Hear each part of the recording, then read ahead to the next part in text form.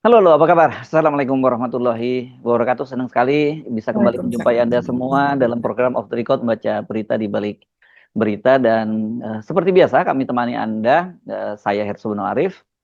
Dan saya Gibeta, senang sekali menjumpai teman-teman semua. Dan kali ini kita akan membicarakan soal apa, Mas Herso? Saya udah bisa duga dengan lihat wajah Mbak Agi, saya udah tahu apa yang mau dibacain.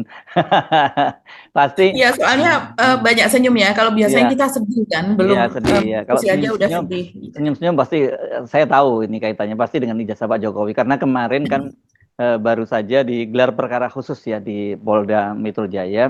Kemarin Ya. ada dua klaster yang digelar perkara khususnya, itu klaster pertama 5 orang dari TPUA, Tim Pembela Ulama dan Aktivis. Terus klaster yang kedua itu trio RRT. Dan Ya. ini yang cukup menarik adalah momen ini katanya Polda Metro Jaya itu menunjukkan ijazah dalam tanda petik ya asli ya, karena kita mesti menyebutnya seperti itu karena kan sebenarnya yang memutuskan asli atau tidaknya itu pengadilan kan, mestinya itu yang, Iya. dan Mhm. itu sebenarnya yang dituntut oleh eh, para tersangka ya sekarang ini, mereka ya bukan penggugat Mhm. lagi ya. Mereka Mhm. minta itu dan katanya kemarin ditunjukkan oleh Polda. Itu menarik, tapi juga yang saya kira kita mesti membaca berita ini. Nah, ini betul-betul kita baca di balik beritanya adalah kunjungan Datuk Tahir. Ini bos Mayapada yang menantu dari konglomerat, sekarang saya kira paling senior ini ya, Muhtar Yadi ya, yang berkunjung ke eh, Pak Jokowi. Jokowi. Ini Mhm. bukan, jangan Anda lihat hanya kunjungan biasa ya. Ini adalah kunjungan yang serius dan sinyal kemana ke arah arah politik dukungan dari para Taipan itu kemana nantinya, itu Betul. bisa kita baca. Saya pernah Mhm. mengingatkan juga kan Mbak Agi pada waktu itu, saya lupa pada bulan berapa, ketika tiba-tiba Mhm. saja Mohtar Riyadi, kemudian James Riyadi dan John Riyadi itu datang ke Pak Prabowo, ke Pak Jokowi di Solo. Mhm. Itu bukan kunjungan biasa. Betul. Itu adalah itu menunjukkan sinyal politik Taipan tuh kemana arah dukungannya. Mhm. Dan jelas mereka ini pasti akan merasa lebih nyaman kalau tetap Jokowi atau keluarganya, dalam hal ini Gibran, yang menjadi presiden ketimbang Prabowo Subianto gitu ya, karena Betul.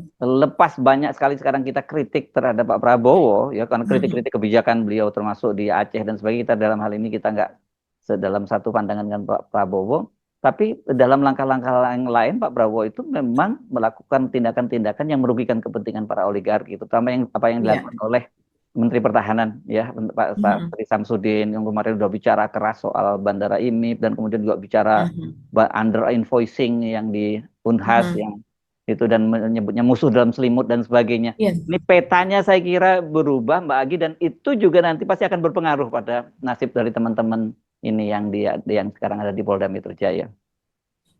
Ya, betul. Karena kita tahu juga Dato Sri Tahir ini pemilik dari Mayapada Group, itu Mm, adalah orang yang kita tahu ada video-video ya ketika dia dibopong oleh pasukan mm. Brimob Oh gitu. ya, Dia pada waktu itu memberikan ya.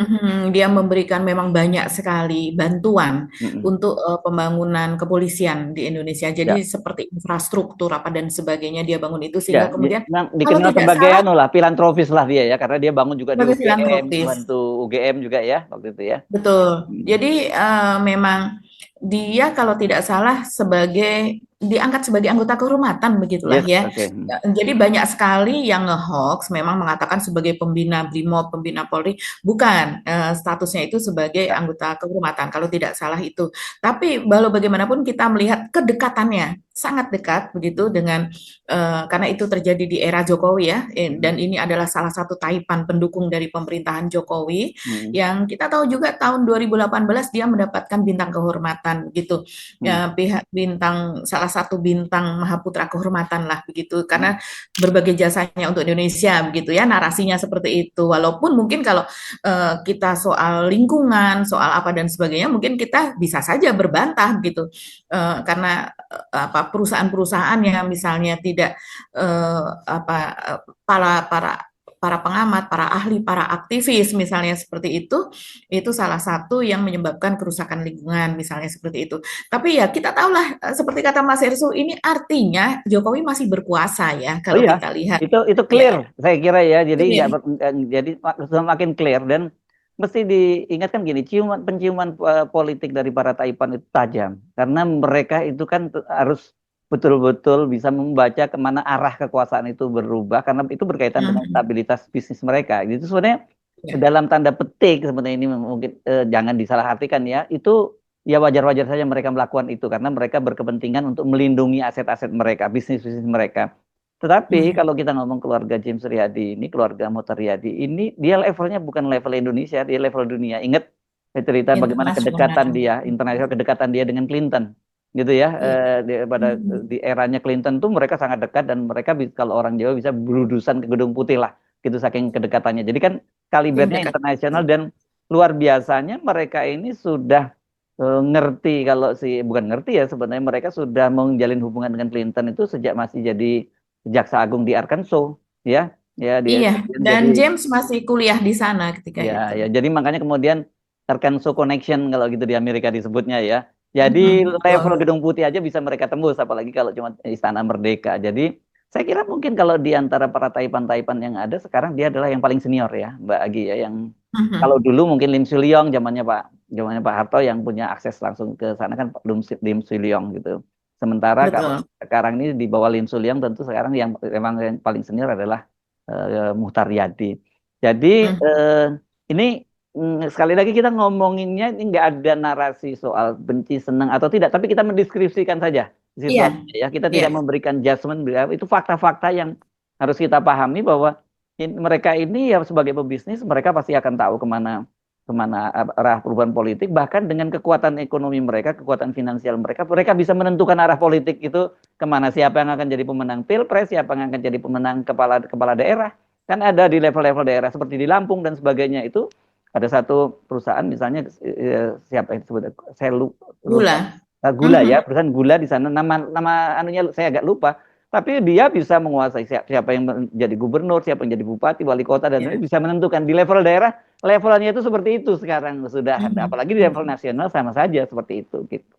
Iya, iya kurang lebih posisi dari eh, Lipo Group ya. Jadi Dato Sri Tahir ini kan menikah dengan anak apa Anak tertuanya saudara ya, perempuan, ya tertua saudara ya Mbak ya? perempuan dari betul saudara perempuan dari James Riyadi begitu.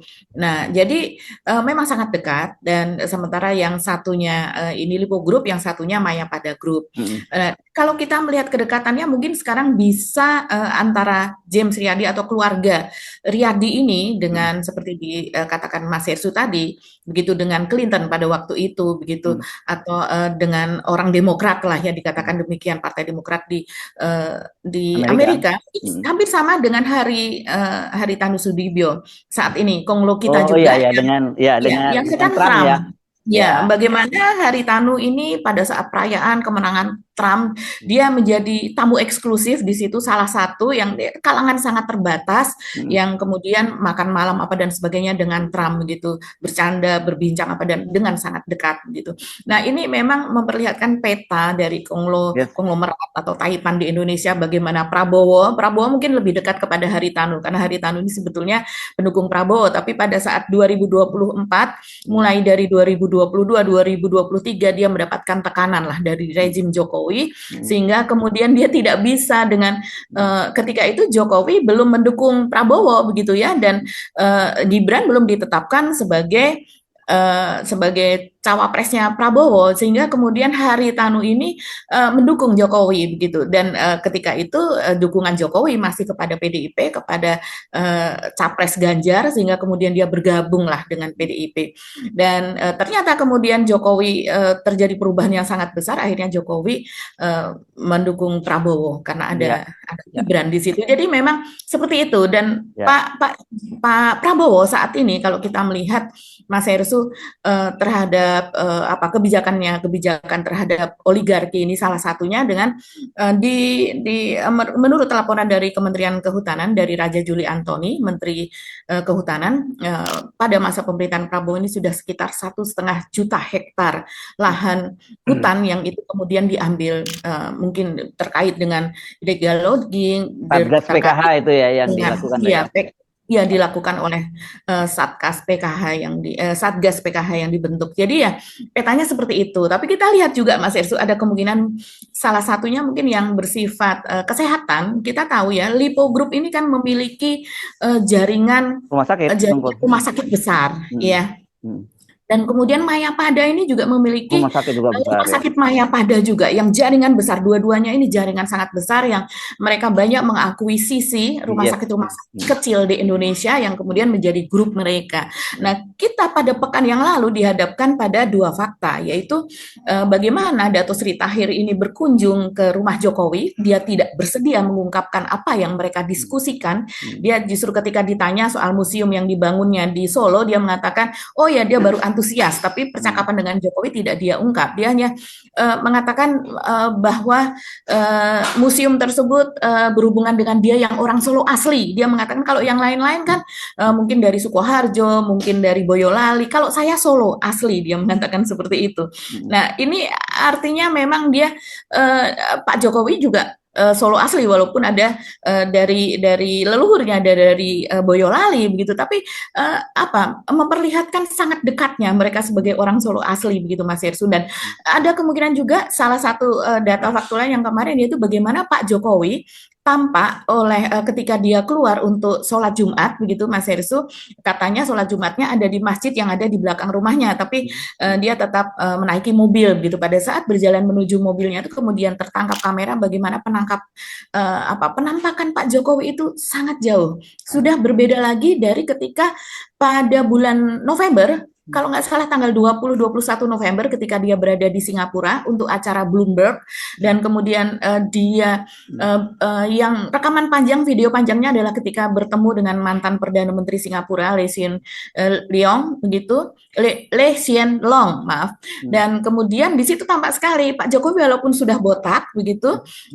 tapi dia masih kelihatan lebih sehat walaupun jalannya tertatih. Sementara pada penampakan pekan yang lalu itu sudah memang jauh berbeda Mas Hersu.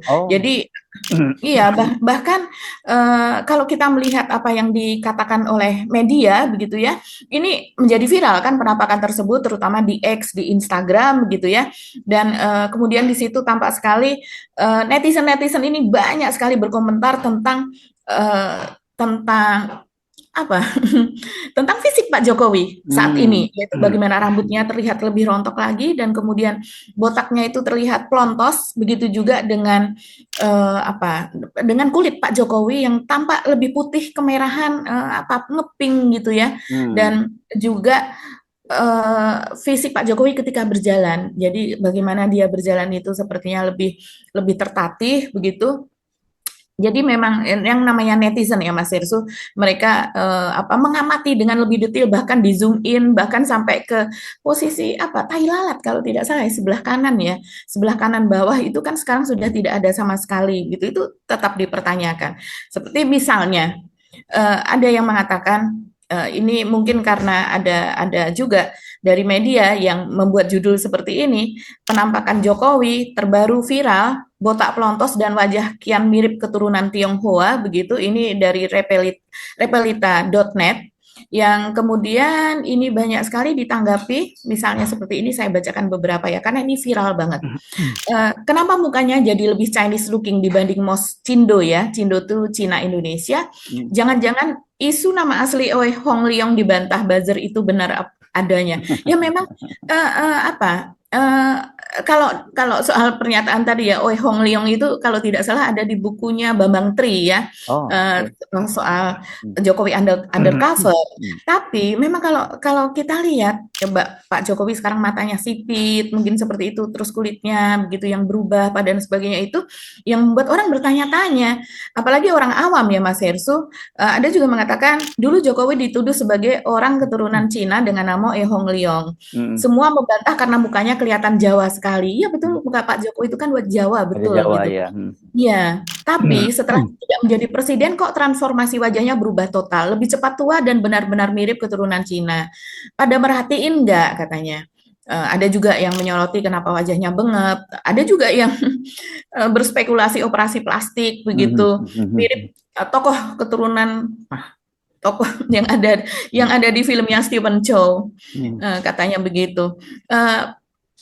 Ada juga ya, mungkin ini berhubungan dengan Pak Jokowi yang percaya klinik begitu ya, dan Hmm. juga sudah sangat apa namanya sangat familiar begitu bagaimana Pak Jokowi ini memiliki apa namanya eh, dukun atau apa semacam Hmm. kepercayaan begitu ya, seperti tidak mau mengunjungi Kediri, padahal kota-kota di sekitar Kediri itu bisa dikunjungi berkali-kali, ada yang sampai 3 kali, 4 kali begitu, sementara Kediri tidak pernah dikunjungi karena ada mitos di sana, raja yang mengunjungi Kediri maka dia akan jatuh begitu. Hmm. Nah ini ada yang berkomentar, pegangannya atau perewangannya udah menggerogoti tubuhnya. Ini orang Jawa kali ya. Iya. Ya kalau Iya, ya, yang saya tahu sih nggak sampai kejawen. sejauh itu ya. Yang saya Ya, tahu bahwa Pak Jokowi itu punya kepercayaan setiap kebijakannya ada diputuskan Rabu Pon. ya Rabu Pon itu yang jelas terlihat di apa Yang yang jelas terlihat, yang betul. terlihat. Yang lain-lain kita tidak tahu ya, itu lebih pada spekulasi lah gitu ya Mbak Agi. Spekulasi netizen, ya netizen berpikir bebas, dia menyatakan apapun gitu. Tapi emang ini berhubungan dengan berbagai rumor, isu, berita yang menyelingkupi apa Pak Jokowi, dan kita tahu juga Pak Jokowi misalnya sebelum menjadi presiden juga mobilnya tuh dimandikan dengan kembang apa dan sebagainya, itu yang kemudian membuat Oh, orang berspekulasi SMK kan. itu ya waktu itu SMK ya yang pakai kendi. Betul, Ya ya betul, ya ya ya. ya. Mhm. Waktu bikin Iya, di IKN juga ya, IKN kan juga bawa kendi-kendi Nusantara pada waktu itu. selain kendi juga ada apa Mas Hersu, apa emas, pentul emas begitu yang Oh, di disisipkan tiang-tiang gitu. ya, di Iya tiang-tiangnya ke sana. tiang-tiang. Ya, Itu ya, ya. namanya apa Mas Hersu supaya kelihatan cantik, orang kelihatan cantik apa dan Tusuk, sebagainya. Nah, tusuk. susuk. Iya, Ya. dia mengatakan bahwa ini jangan dicopot begitu. Ini jangan dicopot jadi akan tetap ada di sana. Nah, kepercayaan-kepercayaan semacam itu yang kemudian menghubungkan dia dengan yaitu tadilah Gimana kalau apa kita sarankan kejawen. sekarang kita sarankan dicopot aja biar investor masuk karena investor kan dari asing jadi nggak percaya yang gitu-gitu. Tapi bisa juga begini, sudah dipasangin susuk aja tetap nggak laku, apalagi kalau Oh, nggak dipasangin, gitu ya. oke, ini memang Iya, aduh oke. netizen hati-hati. Kalau kita nggak boleh ya mengucapkan Ya, hal-hal yang sifatnya spekulatif karena sebagai wartawan tentu kita mesti harus ada setiap kali berita ada verifikasi terhadap berita-berita itu. Jadi iya, kita hanya memberitakan apa-apa yang memang ada faktual. Tapi bahwa kemudian ada fenomena netizen seperti itu, ya itu juga sebuah fakta juga gitu. iya. Mungkin karena melihat penampakan Pak Jokowi yang memang jauh berbeda ya. Yes. Nah, ini kalau saya lebih melihat bisa saja seperti misalnya Dato Sri Tahir memiliki rumah sakit besar, yang kemudian juga iparnya begitu ya memiliki Jaringan, jaringan, siloam ya. begitu. Iya, memiliki siloam yang memiliki jaringan sangat luas dan teknologi canggih gitu di bidang kesehatan. Apakah mereka akan membantu Pak Jokowi dengan ya diperkirakan Ya, kan penampakannya ya, berubah karena sakit begitu. iya. Kalau saya tadi mengingatkan soal peta politik dan kecenderungan-kecenderungan itu bukan bukan spekulasi karena itu fakta-faktanya sangat Anda bisa baca ya kalau mungkin Anda Betul. bisa googling itu dari New York Times, dari Washington Post dan Mhm. sebagainya itu fakta-fakta ini terjadi kan ini orang seperti nah bedanya di Indonesia kan soal politik ini ya Mbak Agi ini memang sekarang Mhm. money politik kita sekarang dan pemilihan seperti sekarang kan money politik kuat dan itu yang menentukan memang para saipan.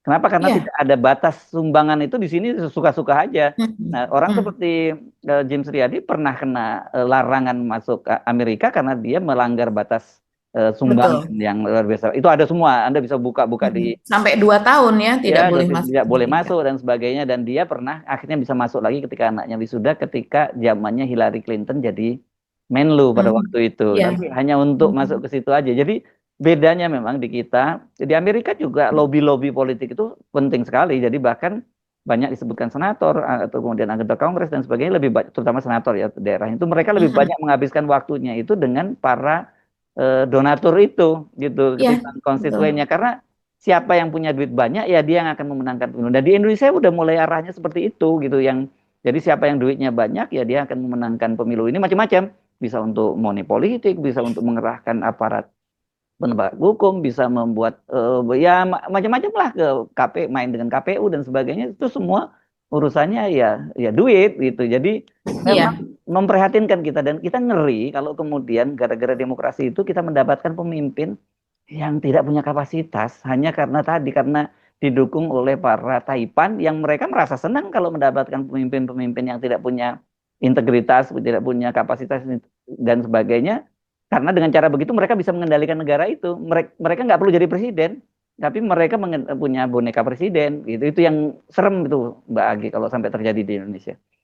Ya, apalagi sekarang media sosial itu yang menguasai pemberitaan. Mm-mm. Dan kemudian media sosial itu di luar akun organik lebih banyak diisi oleh para buzzer. Jadi Sekarang ini ya media Mbak Agi ya. sosial betul sebagai sumber penghasilan orang-orang yang terutama pengangguran, tidak memiliki pekerjaan tetap 24 jam mengamati media sosial dan mereka bisa melakukan apa saja, membuat narasi-narasi, membuat berita-berita palsu, hoax dan sebagainya yang kemudian diunggah ke akun-akun mereka dan satu orang bisa memiliki ratusan akun bahkan sampai ribuan akun yang karena memang walaupun sudah misalnya membuat akun kemudian ditanyakan tanggal lahir berapa apa dan sebagainya itu tidak membuat kemudian bersih begitu media sosial banyak sekali akun-akun palsu nama-nama palsu apa dan sebagainya nah mereka inilah yang bekerja dan sayangnya tingkatan moral sekarang ini itu jauh berbeda dengan dulu ya sebelum marak media sosial. Jadi sekarang itu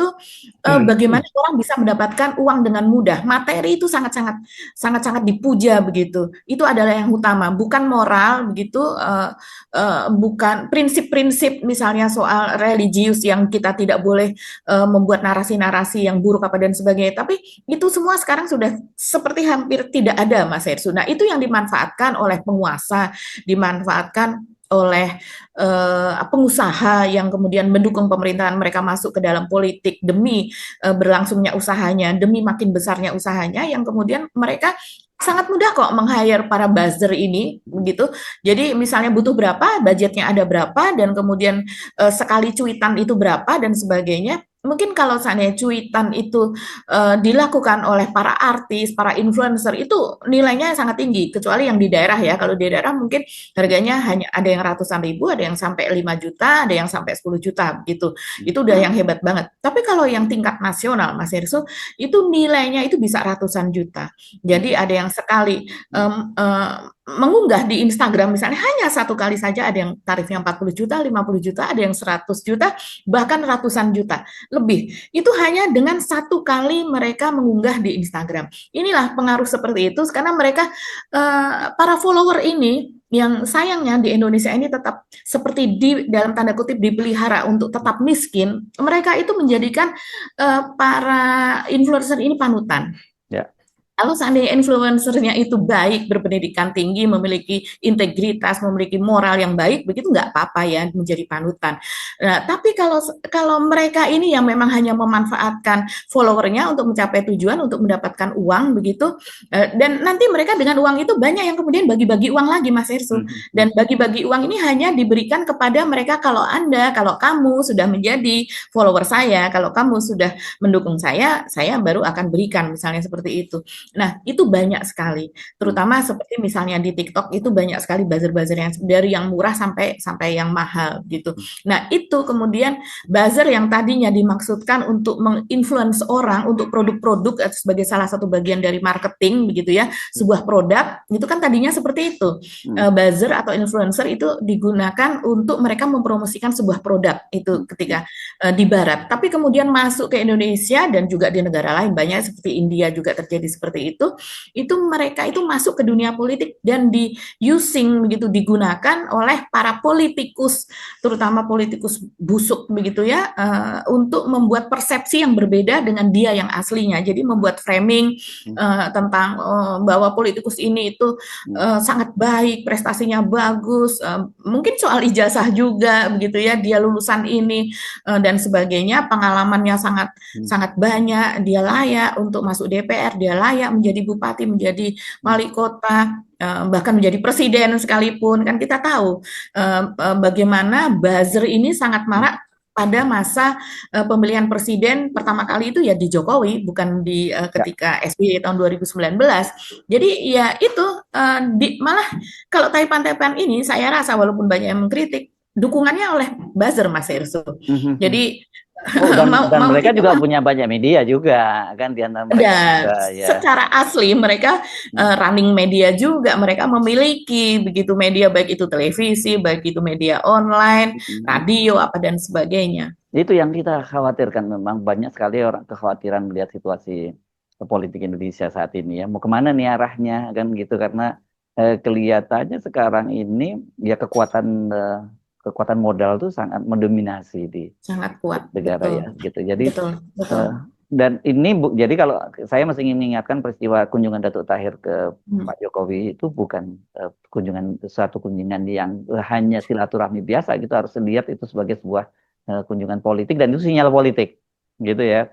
Betul, betul. Sayangnya Satu ini lagi Mas Ersu, hmm, ya, betul, kalau silakan. di X, ya, Mas Ersu tahu kalau di X itu lebih cerdas ya Oke, daripada di TikTok iya, atau yang lain kan memang ada penelitian seperti hmm, itu, gitu hmm, tingkat pendidikannya. hmm, Ini makanya di X komentarnya antara lain seperti ini, mereka hmm, ya mirip-mirip seperti pandangannya Mas Ersu ya, karena hmm, mereka lebih melek seperti ini misalnya. Dari Rio Warham, ini akun organik ya. Presidennya Prabowo tapi berkunjungnya ke Jokowi. hmm, Mereka tahu tempat negosiasi kemana dan mereka tahu siapa atasan presiden itu sendiri. hmm, hmm. Ada di yang lampau? Tentu tidak. Jadi ini tajam banget ya dia Iya, iya. melihatnya. Ada Hmm, yang mengatakan juga, itu artinya Jokowi masih berkuasa. Ini yes. dari Mawasdir. Ada lagi mengatakan kayaknya memang masih Jokowisme yang berkuasa. Yang lain bonekanya. Eh, salah satu penyandang dana untuk Jokowi. Ya ini kalau pengembang dan kemudian para oligarki yang dekat memang mereka salah satu penyandang dana Jokowi. Artinya ini sebenarnya banyak masyarakat kita yang mengetahui isu ini Ya, ada apa di balik ini, ya. tapi ya cukup sedikit Dan jumlahnya. jangan salah ya, para Taipan ini sebenarnya loyalnya mereka hanya pada penguasa, Mbak. Jadi artinya Ya. kalau penguasa yang mereka akan sangat dekat dengan penguasa ketika dia masih Mhm. dalam jabatannya, tapi ketika mereka sudah tidak lagi menjabat dan tidak berkuasa, mereka akan ditinggalkan. Biasanya Ya. itu tradisi culture-nya Mhm. seperti itu kan mereka. Mhm. Tapi kalau Mhm. kemudian ada orang yang sudah tidak berkuasa, tetapi kemudian masih didatangi, berarti dia tahu bahwa mereka dia ini orang ini sebenarnya masih sangat Masih berkuasa. megang. Yes. Mhm. Kira-kira itulah ya Mbak Agi yang kita baca Oke. kali ini. Nanti yang soal soal perkembangan sidang dan sebagainya, mari kita ikuti perkembangan. Nanti kita akan bahas di topik yang di episode Yang berikutnya. berikutnya ini. Yes, oke. Ya. Sampai ketemu lagi. Saya Hersubun Arif. Dan saya Gebeta, terima kasih atas Ya, diskusi dengan teman-teman. Tetap ya, salam akal oke. sehat. Wassalamualaikum warahmatullahi Waalaikumsalam wabarakatuh. warahmatullahi wabarakatuh.